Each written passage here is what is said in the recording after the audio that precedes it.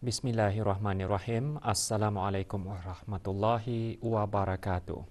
Bersua dalam berita perdana malam ini, saya Hussein Ismail. Dan saya Harantia Jimutusin. Berita-berita utama malam ini.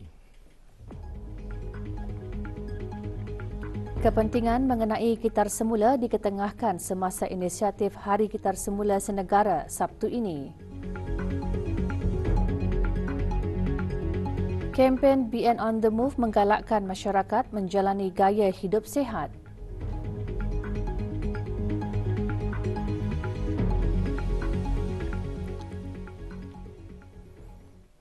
Inisiatif Hari Kitar Semula Senegara akan diadakan Sabtu ini 24 Disember di keempat-empat daerah bermula pukul 8 pagi hingga 12 hari. Inisiatif tersebut bertujuan menggalakkan dan membudayakan amalan kitar semula kepada masyarakat di negara ini dalam memastikan persekitaran negara sentiasa dalam keadaan bersih, hijau dan selamat. Mula diperkenalkan pada tahun 2018, inisiatif berkenaan mendapat sambutan menggalakkan dan ia diharap dapat meningkatkan lagi kesedaran orang ramai mengenai kepentingan untuk mengitar semula serta memperkenalkan perkhidmatan kitar semula di negara ini. Ketika ditemui oleh pewarta RTB, Awam Muhammad Ramzan bin Rahman, pegawai alam sekitar di Jabatan Alam Sekitar, Taman dan Rekreasi Jastri juga mengungsikan tahun ini inisiatif seumpamanya dikembangkan lagi ke daerah Temburong.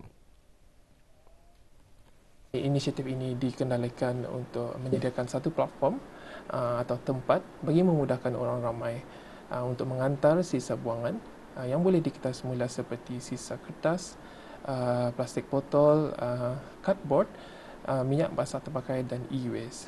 Inisiatif ini dijalankan dengan kerjasama dan sokongan dengan syarikat kitar semula tempatan iaitu Ian Bos Sdn Bhd, Imam Maya Enterprise, Shalis Waste Recycling dan Kawan Bumi Sdn Bhd.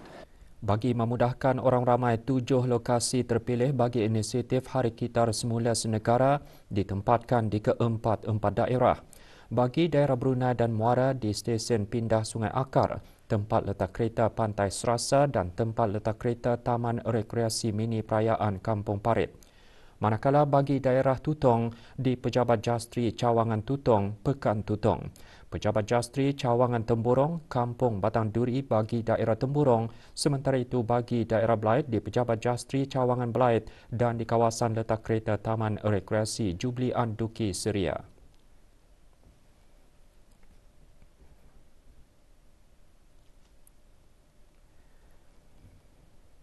Untuk makluman lanjut, layari www.env.gov.bn dan ikuti Instagram rasmi Jastri iaitu @jastri.bn atau hubungi 224-1262 sambungan 4404 atau email ke jastri.brunei@env.gov.bn.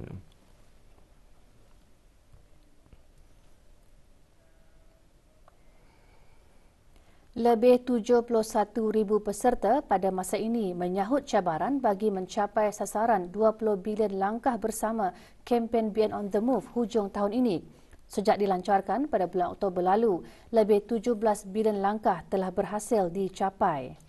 Kempen yang dilancarkan oleh Kementerian Kesihatan merupakan salah satu usaha menggalakkan orang ramai untuk menjalani gaya hidup yang sihat dan kekal aktif. Bersama Dayangku Nur Hamidah, Pengiran Ahmad untuk laporannya. BN on the Move merupakan salah satu ciri pengurusan kesihatan yang terdapat dalam aplikasi BruHealth. Melaluinya juga diharap dapat menggalakkan orang ramai untuk melakukan aktiviti-aktiviti sihat bagi mencegah atau mengawal penyakit-penyakit tidak berjangkit. Sepanjang kempen, para peserta langkah bersama #BN on the Move dapat melihat pergerakan langkah mereka yang dikemas kini melalui aplikasi BrewHealth. Dengan menyertai cabaran tersebut, saya lebih bersemangat melakukan aktiviti fizikal dengan memperbanyakkan pergerakan harian saya. Sama-sama kita ni menyahut cabaran untuk mencapai matlamat 20 bilion langkah sehingga hujung bulan Disember ini bagi mencapai matlamat gaya hidup sihat. Dengan selalu berjalan kaki, memberi kesan positif kepada badan, termasuk peredaran darah baik dan ketahanan otot. Kempen ini sangat baik, inisiatif yang baik juga. Sama-sama kita ni amalkan gaya hidup sihat untuk mencapai kualiti kehidupan yang lebih tinggi. Kajian menunjukkan bahawa berjalan dan melakukan aktiviti fizikal boleh mengurangkan berat badan, meningkatkan toleransi glukosa dan mengurangkan tekanan darah. Sementara itu, gaya hidup yang kurang aktif dipercayai boleh memberi kesan negatif kepada badan, termasuk menjadikan sistem imun tidak berfungsi dengan baik, peredaran darah lemah, lemah pada tulang, kehilangan kekuatan dan ketahanan otot serta meningkatkan risiko menghidap penyakit. Dayangku Nur Hamidah Pengira Rahmat melaporkan untuk berita RTB. Para peserta yang mengikuti Festival Kebudayaan Etnik Daerah Tutong diraikan dalam Majlis Apresiasi dan Penyampaian Sijil. Majlis berlangsung petang tadi di Kompleks Dewan Kemasyarakatan Daerah Tutong. Penyampaian sijil disempurnakan oleh Awam Muhammad Sofian bin Haji Basri, pemangku pegawai daerah Tutong. Festival yang diadakan pada bulan September lalu itu dianjurkan oleh institusi penghulu mukim dan ketua kampung daerah berkenaan. Ia bertujuan bagi memupuk perpaduan penduduk agar terus bergiat aktif dalam mengungkayahkan aktiviti yang berunsurkan kebudayaan. Semasa majlis, 10% daripada hasil kutipan festival berkenaan telah disumbangkan kepada tabung kebajikan anak yatim daerah Tutong.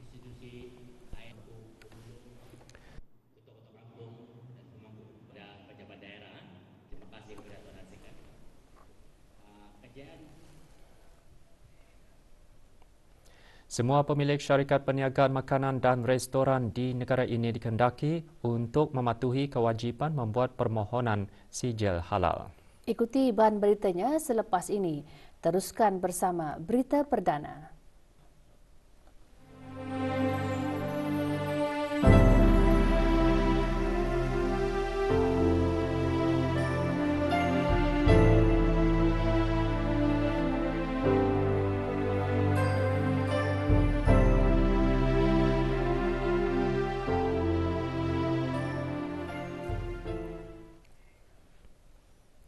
Seorang pemilik sebuah syarikat dihadapkan ke Mahkamah Magistrate Bandar Seri Begawan atas pertuduhan kegagalan menghadapkan permohonan untuk mendapatkan sijil halal. Dalam operasi yang dijalankan oleh para pegawai penguatkuasaan, bahagian-bahagian kawalan makanan halal pada bulan Jun lalu mendapati Sofian Muhammad Amin alias Sylvester Cheng Seng Hong, pemilik syarikat auto company, belum menghadapkan permohonan untuk mendapatkan sijil halal. Sebelumnya, syarikat berkenaan telah menerima notis arahan dan surat amaran. Tertuduh dikenakan hukuman denda sebanyak RM2,000 atau penjara 2 bulan jika gagal membayar denda tersebut dalam tempoh yang ditetapkan.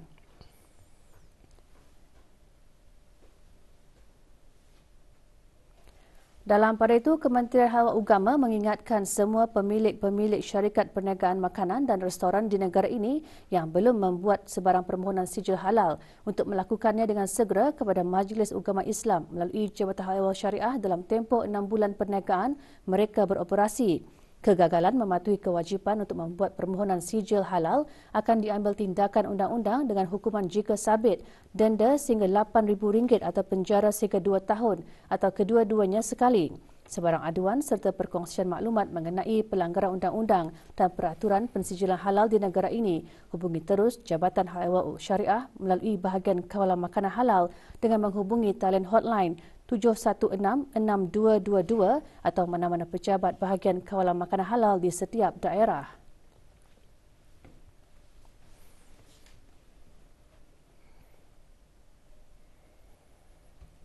Dalam pada itu, Kementerian Hal Ehwal Agama melalui Jabatan Hal Ehwal Syariah mengesahkan bahawa Diglos Kamitori Brush jenama Soft 99 diperbuat daripada bulu khinzir. Produk berkenaan diragui statusnya dan dijual secara terbuka di salah sebuah premis di negara ini. Pengesahan tersebut diperoleh daripada laman sesawang syarikat pengeluar iaitu Soft 99 Corporation Jepun. Oleh itu, bagi menjaga kemaslahatan masyarakat Islam di negara ini, Jabatan Hal Ehwal Syariah mengarahkan pemilik premis berkenaan untuk mengasingkan semua bros tersebut serta merta. Para pemilik perniagaan lain juga dikehendaki untuk melakukan tindakan pengasingan dengan segera jika terdapat barang yang sama dijual di premis mereka. Pemilik, pengurus, pengusaha, peniaga, pembekal dan pengimport produk dan barang gunaan di negara ini diingatkan agar sentiasa berwaspada dan peka terhadap produk dan barang gunaan import yang akan dijual kepada orang ramai dengan memastikan produk yang halal tidak bercampur dengan yang tidak halal.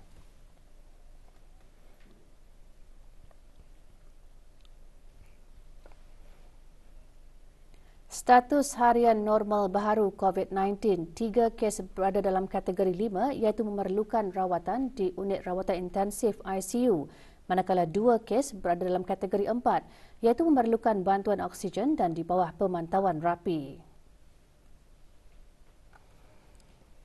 Kementerian Kesihatan memaklumkan 304 kes dilaporkan sembuh hari ini.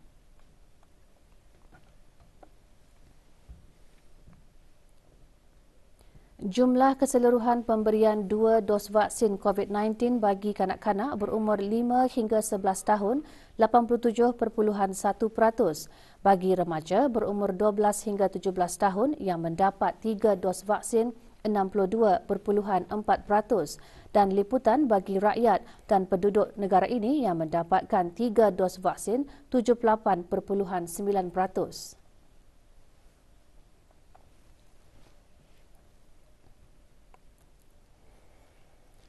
Smart wallet atau dompet pintar mula muncul sejak beberapa tahun lalu. Penggunaannya antara lain untuk memberi keselamatan kepada kad perbankan dengan memintas pembayaran pengenalan frekuensi radio RFID yang tidak diinginkan. Kita ikuti laporan lanjut mengenainya bersama Muhammad Daud Haji Tua.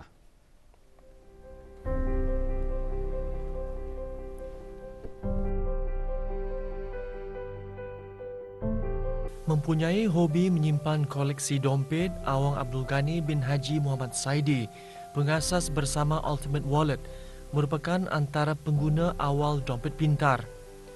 Dalam tahun 2018, Awang Abdul Ghani berhasrat untuk membuat dompet pintar jenama tempatan bersama seorang lagi rakannya sebelum mula menjualnya pada tahun 2019.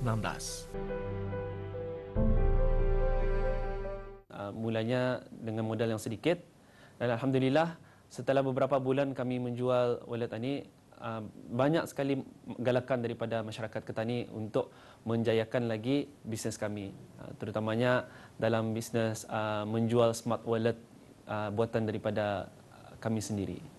The challenges I face is dealing with the supplier to resolve the solution between them. The future of Ultimate Wallet is to design more and more smart wallet to the community and also cooperate with other brand.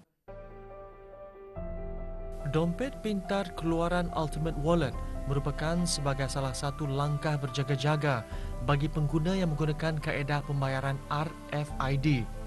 Di masa akan datang, Ultimate Wallet berhasrat untuk membuka kedai yang menjual dompet berjenama iaitu keluaran Ultimate Wallet sendiri dan dompet-dompet dari luar negara. Muhammad Daud Haji Tua melaporkan untuk Berita RTB.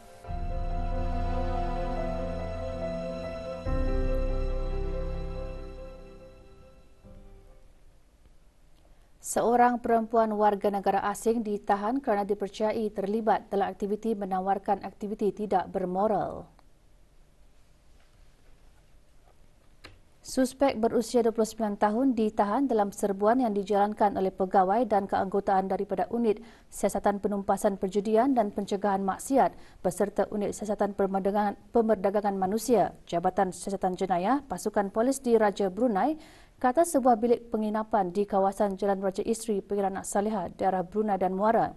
Suspek akan disiasat di bawah Seksyen 294A Kanun Hukuman Jenayah Penggal 22 atas kesalahan menawarkan khidmat seks. Pasukan Polis di Raja Brunei sentiasa membuat pemantauan dan mengambil tindakan ke atas setiap kegiatan-kegiatan jenayah yang menyalahi undang-undang di negara ini.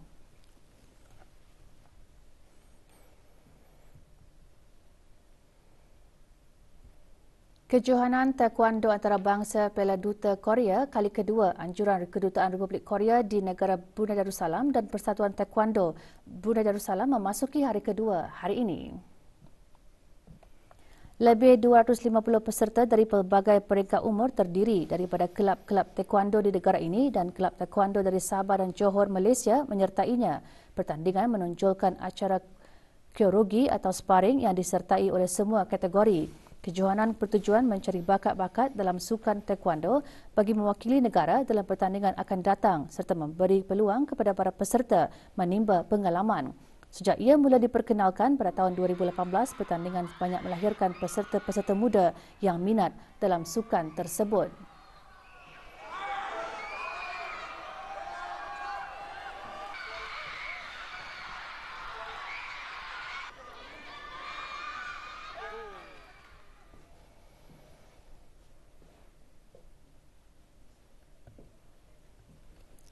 Skuad Kebangsaan Negara Brunei Darussalam memulakan kempen saingan AFF Mitsubishi Electric Cup 2022 bagi kumpulan A menentang pasukan Thailand semalam.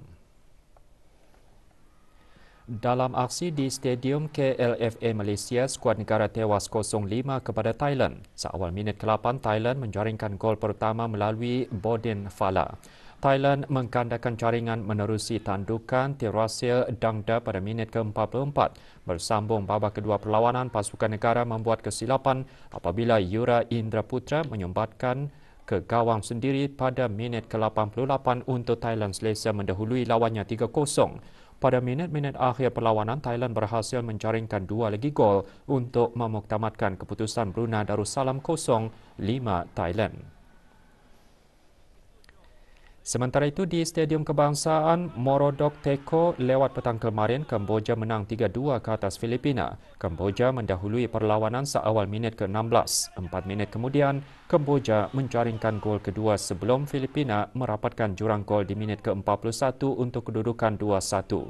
Filipina menyamakan kedudukan 2 sama pada minit ke-55. Bagaimanapun, Kemboja berhasil menyumbat gol ketiga di minit ke-59 untuk keputusan 3-2 sehingga tamat perlawanan.